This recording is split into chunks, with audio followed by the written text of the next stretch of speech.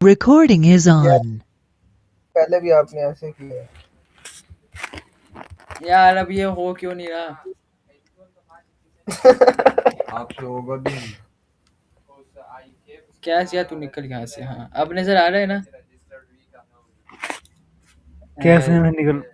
और मैं उससे उससे स्क्रीन की बात कर रहा था, स्क्रीन से साइड। तो सबसे पहले ये अप्रूवल्स वगैरह ये क्या बात? देखते हैं, अप्रूवल्स वगैरह की एंट्रीज वगैरह देखते हैं हम लोग के अप्रूवल हाँ, होते ये बातें तुम रिकॉर्डिंग हम क्या कह रहे हो यार जाओ यार और आप माइनस करवा दी। हाँ किसी को कौन सी शक्ल याद है अभी? ऐसे छोड़ो। सबसे पहले हम देखते हैं अप्रूवल और प्री पेमेंट का मतलब बेसिक क्या रीज़न है कि हम इसे बनाते हैं। कई मरतबा इस तरह होता है ना कि लाइक के एक्सपेंस वगैरह अक्कर हो जाते हैं लेकिन हमें इनवॉइस नहीं आई होती जब हमने कैश नहीं पे किया होता। तो उस केस के अंदर हम लोगों ने एक्सपेंस तो अक्कर कर लिया, उस पीरियड के अंदर हम उस चीज़ को यूज़ तो कर लिया होता है, लेकिन अगर तो इनवॉइस नहीं आई तो कोई इस तरह की बड़ी बात तो नहीं है। तो हमने उसे भी अपने रिकॉर्ड्स के अंदर मतलब के अंदर एंटर करना होता है अकाउंटिंग रिकॉर्ड्स के अंदर।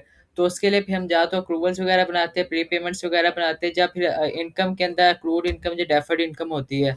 तो सबसे पहले बेसिक रीज़न तो यही होती है कि जिस पीरियड के अंदर हो चुका है उसे तो पहले उसके अंदर कवर कर लेना है। और कैश अकाउंटिंग और अक्रूवल अकाउंटिंग ये होती है कि कैश अकाउंटिंग के अंदर से अब उसी चीज़ों को पीरियड के अंदर देखते हैं जो कैश के अंदर रिसीट हुई हैं और जो कैश की पेमेंट्स हुई हैं। तो वो वाली कैश अकाउंटिंग के अंदर आती है, इसके अंदर ये वाली रिसीवेबल या पेएबल वगैरह कोई चीज़ भी नहीं आती होती। और अक्रूवल अकाउंटिंग इस तरह होती है कि पीरियड के अंदर जो भी ट्रांज़ैक्शंस आपकी हो गई हैं ना, लाइक के कैश के साथ थी या बिना कैश के थी, तो वो सब की सब आपने लिखनी होती हैं। तो इसलिए अक्रूवल्स और कैश अकाउंटिंग का बस FA2 के अंदर तो बस इतना कि बाकी ये मैनेजमेंट अकाउंटिंग के अंदर है वो फिर दूसरा है, वो तो आपको मे बी पता ही होगा। तो अब आगे चलते हैं। आवाज़ तो आ रही है ना? हाँ आ रही है आ रही है। हाँ। आ रही है सर, आ रही है। अब ये होता है अक्रूड एक्सपेंस, मतलब अक्रूवल जो भी है अक्रूड एक्सपेंस उसके लिए वर्ड यूज़ कर सकते हैं। तो मतलब अकाउंटिंग उन चीज़ों की जो अभी अनबिल्ड ऑब्लिगेशन, मतलब जो अभी बिल ऑब्लिगेशन, मतलब वो वाली ऑब्लिगेशन जिनका अभी बिल हमें रिसीव नहीं हुआ, ये वाली। और ये क्या होगा भैया? चल छोड़ो। Accrued expense represent the cost incurred by the business for goods or services received but for which payments are not yet made या इनवॉइस रिसीव नहीं हुई। मतलब कि accrued expense उन कॉस्ट को कंसीडर करता है जो एक्सपेंस हो चुके हैं, या अभी हमने उनको या तो पे नहीं किया या फिर हमें उनकी इनवॉइस भी नहीं आई। तो उसका अकाउंटिंग के अंदर इस तरह ट्रीट करते हैं कि हम अपने एक्सपेंस को इंक्रीज कर लेते हैं इनकम स्टेटमेंट का कहने का मतलब है SPL के अंदर, और अपनी लायबिलिटी को भी इंक्रीज़ कर लेते हैं SOFP के अंदर। ये बैलेंस शीट का मतलब होता है स्टेटमेंट ऑफ फाइनेंशियल पोजीशन, ये पुराने ज़माने में यूज़ करते थे ये वाला लफ़्ज़। तो इसकी एक एग्ज़ाम्पल देख लेते हैं। कि 1 दिसंबर के अंदर हम लोगों ने इलेक्ट्रिसिटी कंज़्यूम कर ली है, लेकिन 1 मिनट पूरा पढ़ने दो। ऐसे ही कि हमने ना एक इलेक्ट्रिसिटी जितनी भी कंज्यूम कर ली है दिसंबर के अंदर, उसका बेनिफिट हमने उस सर्विस का, उस चीज़ का बेनिफिट उस पीरियड के अंदर ले लिया है, तो उससे का एक्सपेंस भी दिसंबर के अंदर ही रिकॉर्ड करना चाहिए, चाहे उसका बिल हमें जनवरी में आए, फरवरी में आए, जब मर्जी आए, लेकिन अगर हमने दिसंबर के अंदर यूज़ कर लिया है तो हम दिसंबर के अंदर ही एक्सपेंस को चार्ज करेंगे। और इसकी जर्नल एंट्री इस तरह होती है कि जब अप्रूवल को हम कंसीडर कर रहे होते हैं तो डेबिट एक्सपेंस को हमने जब इंक्रीज़ करना होता है, डेबिट होता है ना, तो डेबिट एक्सपेंस करते हैं और क्रेडिट करते हैं अक्रूवल्स को, क्योंकि ये लायबिलिटी होती है एक तरह, तो इसका भी क्रेडिट नेचर हो गई। ठीक है, डन। एक्रूड एक्सपेंस लायबिलिटी है ना। हाँ डन, जा आगे चलो। Pre accrued payment, expense. हाँ हाँ प्री पेमेंट पे चलूँ आगे। हाँ। तो अभी जिससे अप्रूवल होता है ना, सेम टू सेम चीज़ होती है प्री पेमेंट के अंदर, लेकिन इसका ये इस तरह होता है कि हम लोगों ने एडवांस के अंदर पे कर दिया होता है, चाहे हमारा खर्चा कोई इस पीरियड के अंदर था या नहीं था, लेकिन हमने एडवांस के अंदर पे कर दिया होता है। इधर भी उसके अंदर ये डेफिनेशन के अंदर भी यही कुछ लिखा हुआ है, और इसको अकाउंटिंग के अंदर इस तरह ट्रीट करते हैं कि हम ना अपने एक्सपेंस को एक तो डिक्रीज़ करना होता है, हमने अपना एक एक्सपेंस को डिक्रीज़ करना होता है SPL के अंदर, और दूसरा फिर हम ना ये जो प्री पेमेंट होती है ना, ये करंट एसेट होता है इसकी नेचर, तो हमने एज़ अ एसेट को भी इंक्रीज़ करना होता है, क्योंकि जब हमने पहले फॉर एग्ज़ाम्पल जब हमने पे किया था एडवांस के अंदर, तो हमने अपना कैश कम कर दिया था ना, तो कैश के एसेट्स कम हो गए थे हमारे। हमने ज़्यादा ही कुछ कम कर दिए थे अगले पीरियड के हिसाब से भी, तो फिर हम प्री पेमेंट को कंसीडर करते हैं एज़ अ करंट एसेट, ताकि जो हमने कैश एक्स्ट्रा पे कर दिया हुआ है ना, वो अभी भी as a asset he show हो हमारे अकाउंट्स के अंदर। तो फिर as a asset show Abdullah करने का थोड़ी स्लो स्लो पेस पे बोलो थोड़ा, यार ऐसे मेरी बच्चों को समझ नहीं आएगी। अच्छा स्पीड स्लो करूँ? हम्म।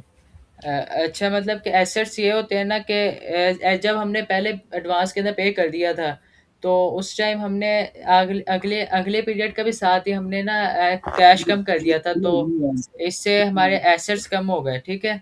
तो अभी हमने एसेट्स हम्म। इतने ज़्यादा कम कर दिए हैं, वो चाहे इस पीरियड का हिस्सा भी नहीं थे, वो अगले पीरियड में जाकर हमने एसेट्स को कम करना था, मतलब कैश को कम करना था। तो फिर इसलिए प्री पेमेंट को भी हम ना as a current asset he treat करते हैं।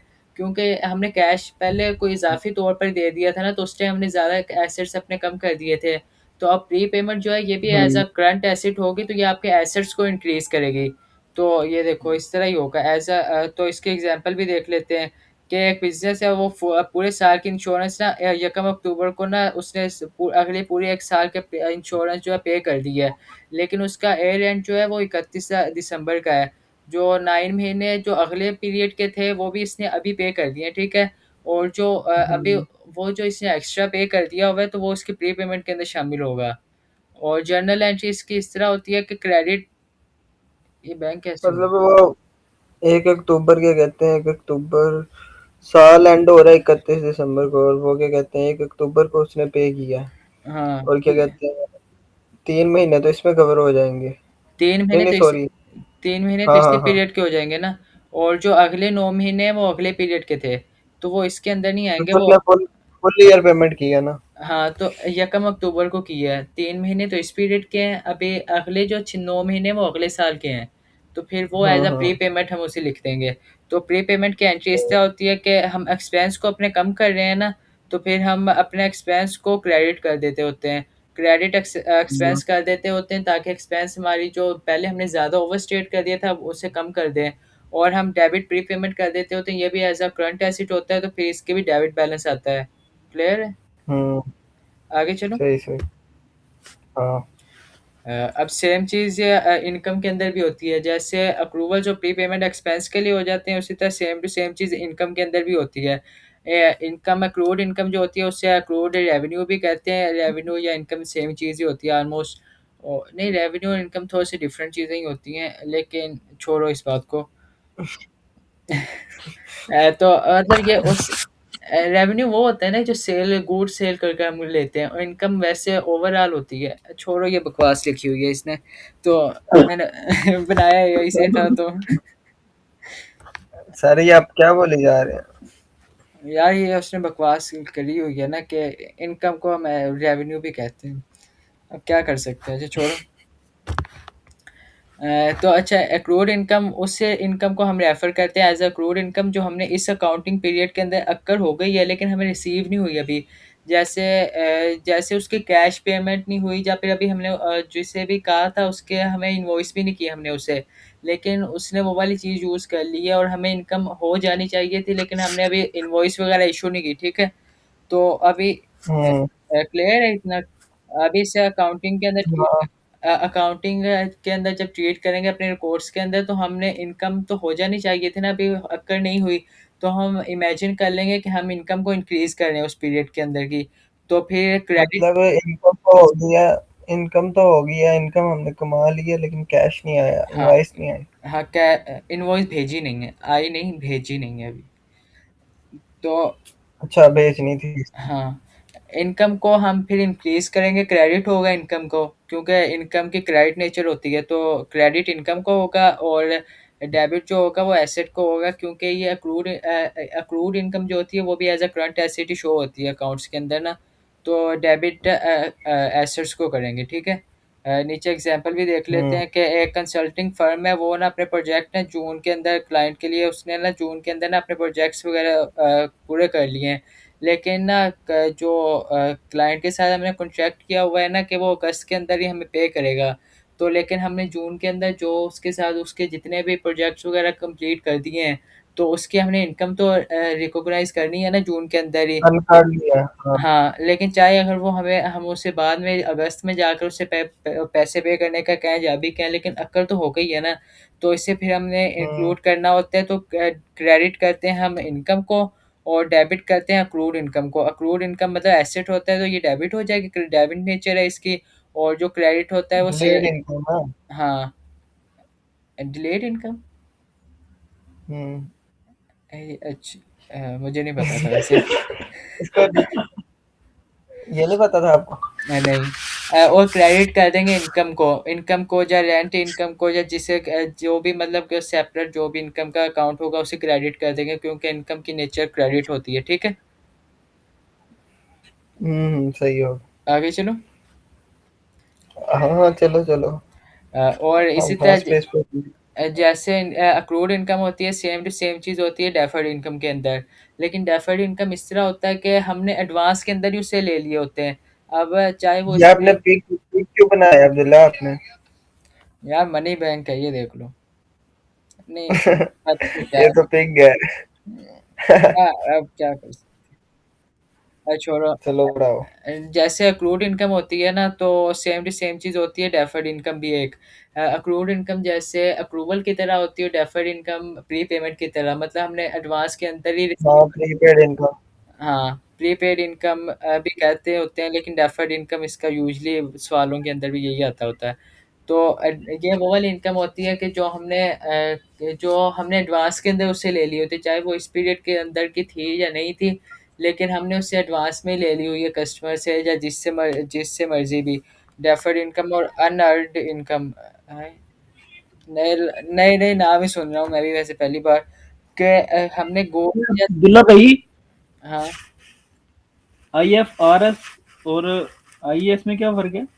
आईएएस कल तो यार बताया तो था, आईएएस नहीं 2001 से। नहीं, हाँ सॉरी, आईएएसबी। नहीं, आईएएसपी वो बोर्ड है जो आईएएस को भी और आईएफआरएस दोनों को इशू करता है, मतलब जो स्टैंडर्ड्स बनाता है ना, उस बोर्ड का नाम है आईएएसबी। अच्छा, हाँ, इंटरनेशनल अकाउंटिंग स्टैंडर्ड बोर्ड, शायद इस तरह नाम है उसका पूरा। ठीक हो गया। तो बस टॉपिक के ऊपर आते हैं कि डेफर्ड इनकम वो वाली होती है जो हमने कस्टमर से रिसीव तो कर ली होती है, अगर चाहे हमने उसे सर्विसेज अभी दी हैं या नहीं थी, लेकिन हमने पहले ही रिसीव कर लिया वो वाली इनकम। तो फिर ये इस तरह हम्म, है कि हमने अगले पीरियड्स के भी साथ ही कर ली हुई है, मतलब पहले से हमने ओवर स्टेट कर दिया इनकम को, ठीक है? अभी हमें इसे ये अकाउंटिंग हाँ ठीक है, ये अकाउंटिंग ट्रीटमेंट समझाओ इसका। कि अभी हमने ओवर स्टेट कर दिया था ना अपनी इनकम को, तो हम अपनी इनकम को कम करेंगे, ठीक है? तो इनकम को जब कम करेंगे तो हम्म, वो डेबिट होगा, ठीक है? डेबिट इनकम और क्रेडिट होगा डेफर्ड इनकम। डेफर्ड इनकम भी एक तरह से हम्म, करंट लायबिलिटी होती है, ठीक है? करंट लायबिलिटी होती है, तो हम्म, इसके इसकी भी होगी नेचर, क्रेडिट नेचर होगी, तो क्रेडिट डेफर्ड इनकम और डेबिट होगा इनकम या फिर जो भी उसका अकाउंट होगा इनकम का। तो क्योंकि इनकम को हम कम कर रहे हैं ना, ज़्यादा नहीं करना, हमने कम करना है, तो डेबिट इनकम करेंगे। नीचे एग्जांपल भी देख लेते हैं कि ना, एक कस्टमर है जो 12 महीने के सब्सक्रिप्शन है पहले पे कर देता है, लेकिन ये बात बात सुनो, ये तब हमने अकाउंटिंग ट्रीटमेंट करना जब वो चीज हो जाएगी। समझ नहीं गई। मतलब ये देखो, डेफर्ड इनकम आप कह रहे हो ना कि वो इनकम होती है जो हमने कमाई नहीं होती और कैश आ रहा होता है। हाँ, पहले से आ लेकिन क्या चुका कहते होता हैं है। जब, हाँ, हाँ लेकिन बाद में ट्रीटमेंट इसका जब ये सर्विस हो जाती है, मतलब सर्विस वो ले लेते हैं, बाद में तो एंट्री उल्टी हो जाएगी, नहीं ये कह रहा हूँ। हाँ, वो तो साल के शुरू में उल्टी हो जाती है ना सारी एंट्रीज। साल के पहले साल के जो साल का पहला दिन होता है जब ना। नेक्स्ट ईयर हाँ, नेक्स्ट ईयर हाँ, अगला। हाँ, अगले साल के पहले दिन ही ये रिवर्स हो जाता है। वो आज सवाल भी थे ना मॉक के अंदर काफ़ी सारे, तो उसके अंदर जिस तरह करना हम्म, था वो इसी एंट्री को रिवर्स करना होता है ना, हमने पहले दिन ही कर लेते होते हैं। और अभी तो अकाउंटिंग ठीक जो है, भी अगले साल जाके ये एंट्री रिवर्स हो जाएंगी सारी। हाँ, मतलब डेबिट हो जाएगा डेफर्ड इनकम और हाँ, क्रेडिट हो जाएगा इनकम। वो हाँ इनकम। हाँ, अभी जो अकाउंटिंग सॉफ्टवेयर वगैरह हम यूजली अब जो यूज़ करते हैं वो अपने आप ही ऑटोमेटिकली कर देते हैं, ये सारी रिवर्स वगैरह ना इसे ऑटोमेटिकली कर देते होते हैं। तो अच्छा सही एग्जांपल हो। अभी एग्जांपल के ऊपर वापस आते हैं कि ना एक कस्टमर है, वो ना 12 महीने का मैगज़ीन का जो सब्सक्रिप्शन है ना, वो हमें पहले जमा करवा देता है। तो जो पब्लिशिंग कंपनी है ना, वो रिसीव तो कर लिए थे कैश, लेकिन ना उसने ना अभी अगले 12 पूरे 12 महीने के लिए उसने ना गुड्स जो है अभी उसे सप्लाई नहीं की। मतलब कि अपने कस्टमर से पब्लिश वाली कंपनी ने पैसे ले लिए हैं। हाँ, 12 महीने के पैसे ले लिए, लेकिन पूरे 12 महीने की उसे सप्लाई नहीं की। तो फिर इस पीरियड के अंदर 12 महीने की सप्लाई नहीं की, जो फिर अगले पीरियड की जो इनकम अभी रिसीव कर लिया ना, तो उस इनकम को deferred income as a consider करेंगे। मतलब इनकम को कम करेंगे और डेफर्ड इनकम को, जिससे वो मतलब करंट लायबिलिटी को इंक्रीज़ करेंगे। और इसकी जर्नल एंट्री इस तरह होती है कि ये वाली पहली चीज़ छोड़ दो यार, ये बकवास है। डेबिट डेफर्ड इनकम लायबिलिटी है ना, डेफर्ड इनकम लायबिलिटी, ये किसने बनाया है यार ये? क्रेडिट होगी, क्या कहते हैं, डेफर्ड इनकम, हाँ, और डेबिट इनकम होगी। हाँ, ये किसने लिखा है यार ये? पता नहीं, चढ़ स्पीकर बैठ लिखने वाला मैं आप हूँ, इतना लेकिन सही हो। लिखने वाला तो मैं ही था, लेकिन मैंने भी कॉपी पेस्ट किया था जेमिनी से, अलग बात है। इसके अंदर डेबिट होता है इनकम, जो नॉर्मल इनकम होती है हमारी, ठीक है? जो नॉर्मल हम्म हमारी जो मतलब रेंट की या फिर जो भी मैगज़ीन की इनकम, या जो भी जिस तरह की भी इनकम, उसे डेबिट करते हैं, और क्रेडिट करते हम्म, होते हैं हम लोग उसे डेफर्ड इनकम को, साल के जो आखिर में साल के ना, फिर अगले साल के शुरू में हाँ ये हाँ, रिवर्स वगैरह हो जाती हैं सारी ना, वही तो। ठीक है? सही से। आगे चलो। हाँ चलो चलो। अभी बस ये ओवरव्यू ले लो थोड़ा-सा कि मतलब एक्रूड एक्सपेंस जो होता है, ये लायबिलिटी होती है। साल की जो आखिर में साल के ना, फिर हाँ अगले साल हाँ। के शुरू में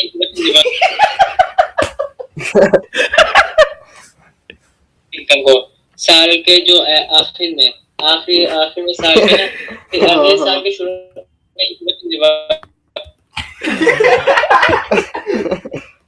यार मतलब इधर वही ये कर लो पहले, आखिरी पेज रह गया, आखिरी स्लाइड रह गई है, बाद में मीम्स बना लेना।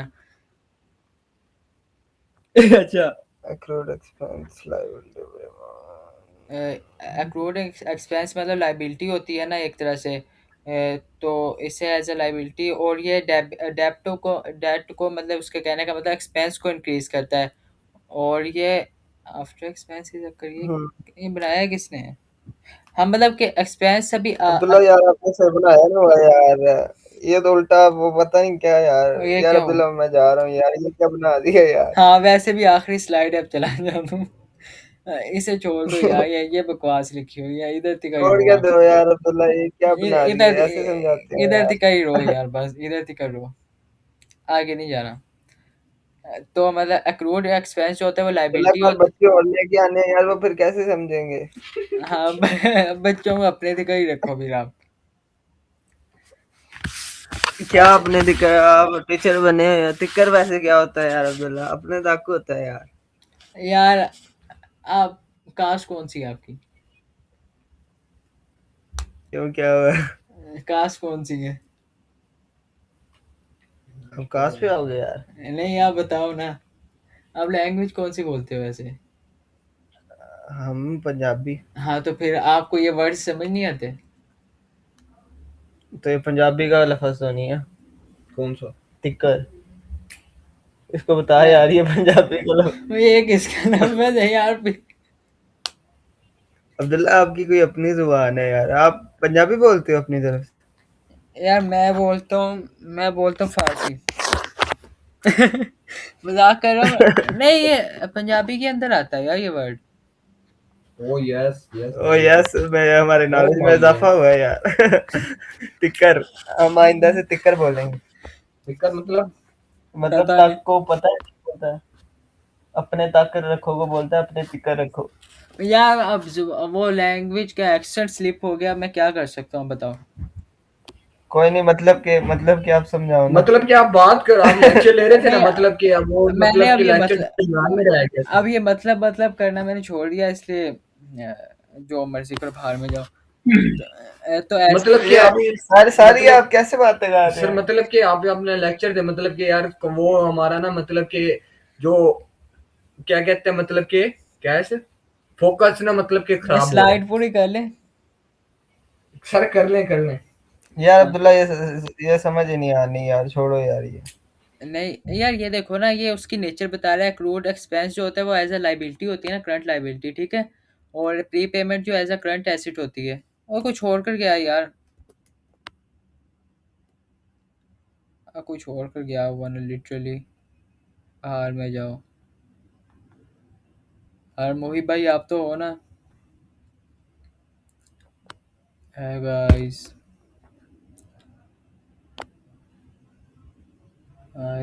अच्छा, आगे मतलब कि यही वाला पढ़ें या फिर आगे क्या करें?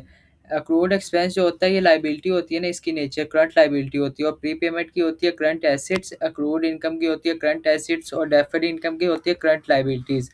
और ये इसका जो आ जाकर ओवरऑल जो भी इसका वो होता है ना, क्या होता है इसका जो भी इफेक्ट पड़ता है, ये इसका एक्सपेंस को इंक्रीज करता होता है। अक्रूड एक्सपेंस जो अक्रूवल जो है ना, ये आपके एक्सपेंस को इंक्रीज करता होता है। और प्री पेमेंट जो होती है ये आपके एक्सपेंस को कम करती होती है। और जो ये अक्रूड इनकम जो होती है, ये आपके इनकम को ज़्यादा करती होती है। और डेफर्ड इनकम जो होती है ये आपकी जो भी होता है कि इनकम को कम करती है। तो अक्रूवल वगैरह तो यहाँ पर बस इधर ख़त्म हो जाता है। अभी इसके बाद क्या करें? Investment appraisal. एक मिनट यार।